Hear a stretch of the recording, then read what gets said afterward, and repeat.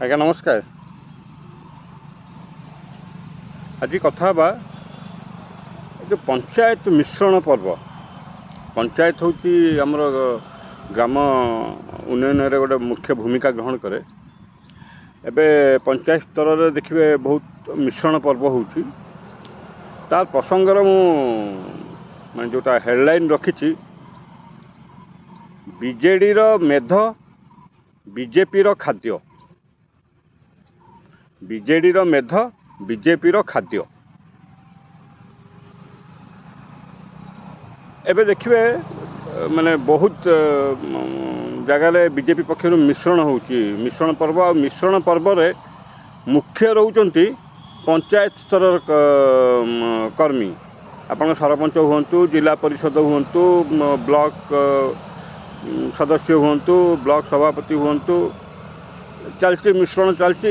ତାକୁ ସେ ଯେମିତି ମିଶ୍ରଣ କରୁଛନ୍ତି ସେମିତି ଗଣମାଧ୍ୟମରେ ପ୍ରଚାର କରୁଛନ୍ତି ଜୋରସୋର। ସିଏ କିଛି ବରାଦିଆ ଅଛନ୍ତି, ଆସିକି ବସିଯିବେ ସନ୍ଧ୍ୟାବେଳେ, ସେ ଚାଲିବ ଗୋଟେ ଘଣ୍ଟା ଚକଟା। କ'ଣ ହେଇଛି ନା ବିଜେଡ଼ି ଭୁଷୁଡ଼ିଲା, ସେ ଇଏ ଦଳ କଂଗ୍ରେସ ଦଳ ଭୁଷୁଡ଼ିଲା, ସେ ଇଏ ଦଳ ଭୁଷୁଡ଼ିଲା, ଖାଲି ଭୁଷୁଡ଼ିଲା। ଦେଖିଲା ବେଳକୁ କିଏ ଆସିଥିବେ ନା 2-3ଟା ସରପଞ୍ଚ, 4-5ଟା ପଞ୍ଚାୟତ ସମିତି ସଦସ୍ୟ, ଆଉ ବ୍ଲକ ସଭାପତି 2-3 ଜଣ, କାମ ଶେଷ। ଏମାନେ ସବୁ ଯିବା ଆସିବା କଲେ କ'ଣ ଦଳ ସେତେ କ୍ଷତିଗ୍ରସ୍ତ ହୁଏ? କାହିଁକିନା ଇଏ ତ ହୁଏ, ଏଇଟା ତ ଯେତେବେଳେ ସରକାର ବଦଳେ ଏ ପ୍ରକାର କାର୍ଯ୍ୟକ୍ରମ ହୁଏ, ପ୍ରତ୍ୟେକ ରାଜନୈତିକ ଦଳର ହୁଏ। ଆପଣଙ୍କର ମନେ ଥିବ ଯେତେବେଳେ ବିଜେଡ଼ି ଏ ପ୍ରକାର କାମ କରୁଥିଲା, ଆଣିକି ମେଧବହୁଳ ହୋଇଗଲା। ବିଜେଡ଼ି ମେଧବହୁଳ ହୋଇଗଲା। ଏବେ ବିଜେଡ଼ିର ଯେଉଁ ମେଧ ତାକୁ ଖାଉଛି କିଏ ନା ବିଜେପି। ତେଣୁ ମୁଁ ପ୍ରସଙ୍ଗର ନାଁ ରଖିଥିଲି ବିଜେଡ଼ିର ମେଧ ବିଜେପିର ଖାଦ୍ୟ। ଏବେ ସେଇ ମେଧ ଗୁଡ଼ାକୁ ନେଇକି ସେ ଯାହାକୁ କହନ୍ତି ବେଡ଼ ମେଧ, ସେ ବେଡ଼ ମେଧକୁ ନେଇକି ବିଜେପି ଖାଉଛି। ବିଜେଡ଼ି ସ୍ଲିମ୍ ହେଉଛି ଆଉ ବିଜେପି ମେଧଗ୍ରସ୍ତ ହେଉଛି। ଆପଣ ଦେଖିବେ ଗତ ପଞ୍ଚାୟତ ନିର୍ବାଚନରେ ବିଜେଡ଼ି ପାଇଥିଲା ଆପଣଙ୍କର 30ଟା ଜିଲ୍ଲା ପରିଷଦ ଆଉ 270 ବ୍ଲକ ଅଧିକାର କରିଥିଲା। 24 ସାଧାରଣ ନିର୍ବାଚନରେ କ'ଣ ହେଲା? 30ଟା ଜିଲ୍ଲା ପରିଷଦ ଆଉ 270ଟା ବ୍ଲକ ଯେତେବେଳେ ଜିତିଥିଲା, 2024 ନିର୍ବାଚନରେ କ'ଣ ହେଲା? କ'ଣ ଫଳାଫଳ ହେଲା? ତାହେଲେ ତ ବିଜେଡ଼ି ତ ପୁରା 120ଟା ଖଣ୍ଡେ, 130ଟା 40ଟା ଖଣ୍ଡେ ପାଇଥାନ୍ତା ଆସନ।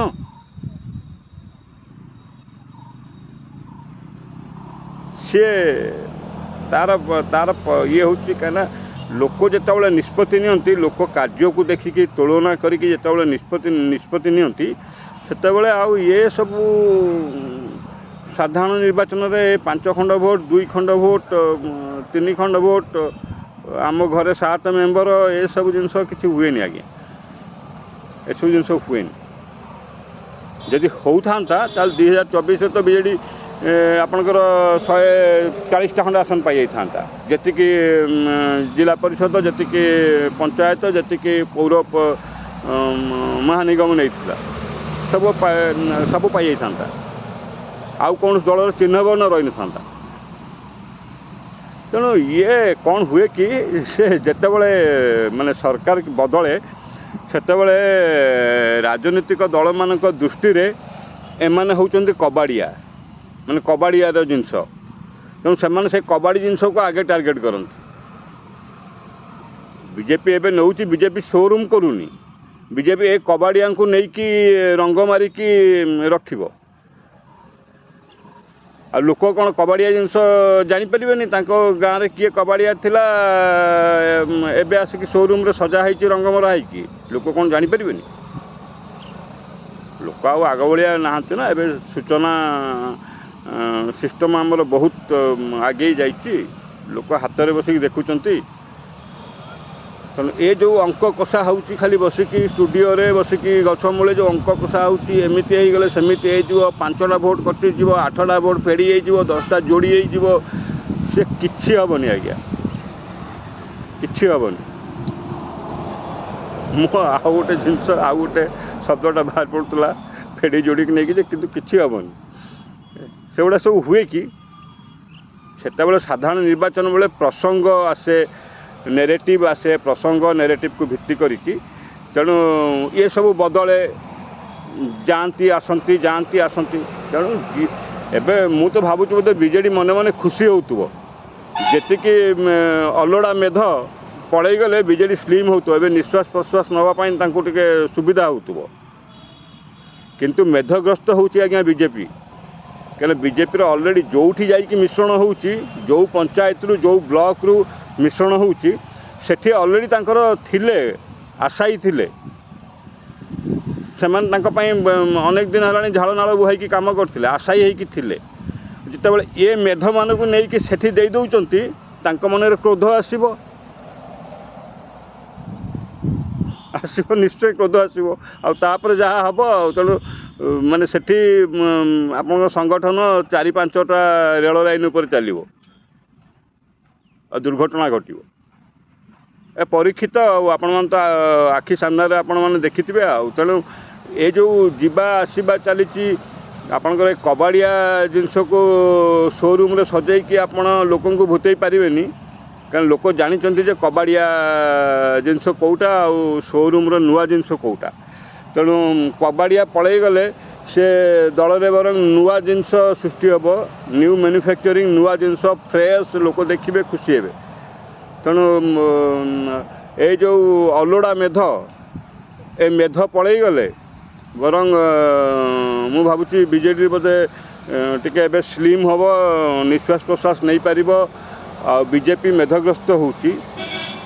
ବିଜେପି ଏବେ ତ ମିଶ୍ରଣ ପର୍ବ କରିକି ଏବେ ଆମର ଗଣମାଧ୍ୟମକୁ, ମୁଖପାତ୍ର ଗଣମାଧ୍ୟମମାନଙ୍କୁ ଲଗେଇକି ଜୋରସୋର ପ୍ରଚାର କରିବ। କିଛି ବରାଦିଆ ଅଛନ୍ତି ରାଜନୈତିକ ବିଶେଷଜ୍ଞ ଆସିକି ପୁରା ତାକୁ ବସିକି ଅନୁଶୀଳନ କରିବେ, ମାନେ ଚାଲିଥିବ, ଦିନ ପରେ ଦିନ ଅନୁଶୀଳନ ଚାଲିଥିବ। କିନ୍ତୁ ଯେତେବେଳେ ନିର୍ବାଚନ ଆସିବ, ସାଧାରଣ ନିର୍ବାଚନ ଆସିବ, ସେତେବେଳେ ଆପଣଙ୍କର ପଞ୍ଚାୟତ ନିର୍ବାଚନରେ ବହୁତ କିଛି ଘଟଣା ଘଟେ। ଆପଣ ଗୋଟିଏ ଭୋଟ୍ ପାଇଁ ବି ସରପଞ୍ଚ ଗାଡ଼ି ପଠାଇ ଦିଏ ଆପଣଙ୍କର ଭଦ୍ରକରୁ ଭୁବନେଶ୍ୱର, ଜଣେ 2 ଜଣ ଲୋକକୁ ନେବା ପାଇଁ। ତେଣୁ ସେସବୁ ଘଟେ। କିନ୍ତୁ ସାଧାରଣ ନିର୍ବାଚନ ବେଳକୁ ଜିନିଷ ଅଲଗା ପ୍ରକାର ହେଇଯାଇଥାଏ। ଆଉ ଇଏ ଯେଉଁ ଯିଏ ଯିବା କଥା, ସେଥିପାଇଁ ମୁଁ ଭାବୁଛି ବୋଧେ ମାନେ ଏ ଯେଉଁ ଗଡ଼ ଭୁଷୁଡ଼ି ଗଲା, 2-3 ଜଣ ପଳେଇଗଲେ, ଭଦ୍ରକରେ ଗଡ଼ ଭୁଷୁଡ଼ି ଗଲା, କେତେବେଳେ ଯାଜପୁରରେ ଗଡ଼ ଭୁଷୁଡ଼ି ଗଲାଣି, କେତେବେଳେ ଗଞ୍ଜାମରେ ଗଡ଼ ଭୁଷୁଡ଼ି ଗଲାଣି। ଗଡ଼ ଭୁଷିଲା ପଛରେ କିଏ ଦେଖିବେ, କିଏ ଥିବେ ନା ଏଇ ଥିବେ 2-3 ଜଣ ସରପଞ୍ଚ ଥିବେ, 2-3 ଜଣ ସମିତି ସଭ୍ୟ ଥିବେ, ସେ ବ୍ଲକ ଚେୟାରମ୍ୟାନ୍ 1-2ଟା ଥିବେ, ତାଙ୍କୁ ଧରିକି ଆଣିକି ମିଶାଇ ଦେଇକି ଗଡ଼ ଭୁଷୁଡ଼ି ଗଲା। ତେଣୁ ଏଇ ଯେଉଁ ଗଡ଼ ଭୁଷୁଡ଼ି ମୁଁ ତ ଭାବୁଛି ବୋଧେ ବିଜେଡ଼ି ଏବେ ଚାହୁଁଥିବ ଯେ ଏମିତି କିଛି ମେଧ ଯାଇକି ବରଂ ଆମର ଗଡ଼ରୁ କିଛି 1-2ଟା ପଥର ଖଣ୍ଡ ଖସି ପଡ଼ୁ, ଲୋକ ବରଂ ଟିକେ ସ୍ଲିମ୍ ହେବେ, ଦେଖିବା ପାଇଁ ଭଲ ଲାଗିବ, ନିଶ୍ୱାସ ପ୍ରଶ୍ୱାସ ନେବା ପାଇଁ ଭଲ ଲାଗିବ, ଶରୀର ସୁସ୍ଥ ରହିବ, ଆଗକୁ ବଢ଼ିବ। ତେଣୁ ତାକୁ ଯେତେ ପ୍ରଚାର କଲେ ସେ ସବୁ ସାଧାରଣ ଜନତାଙ୍କ ଉପରେ ଯେ ଏତେ ପ୍ରଭାବ ପଡ଼ୁଥିବ ମୋତେ କାହିଁ ଲାଗୁନି। ସେସବୁ ଜିନିଷର କିଛି ଏତେ ପ୍ରଭାବ ପଡ଼େନି। ସାଧାରଣ ନିର୍ବାଚନ ବେଳେ ତା'ର ଗଣିତ, ତା'ର ମାହୋଲ, ତା'ର ପରିବେଶ ସବୁ ଅଲଗା ହେଇଥାଏ। ତେଣୁ ଇଏ ସବୁ ସାମୂହିକ ଏଣ୍ଟରଟେନମେଣ୍ଟ ପାଇଁ ଉଦ୍ଦିଷ୍ଟ।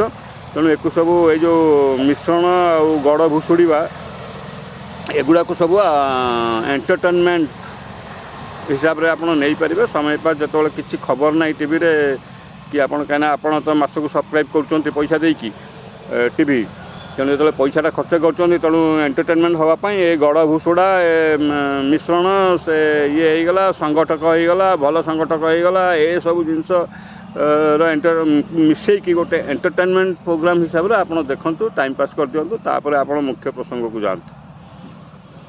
ସେମିତି କିଛି ଦେବାର ନାହିଁ। ତେଣୁ ଶେଷରେ ଆଉ ଥରେ କହିବି ଯେ ବିଜେଡ଼ିର ମେଧ, ବିଜେପିର ଖାଦ୍ୟ। ନମସ୍କାର।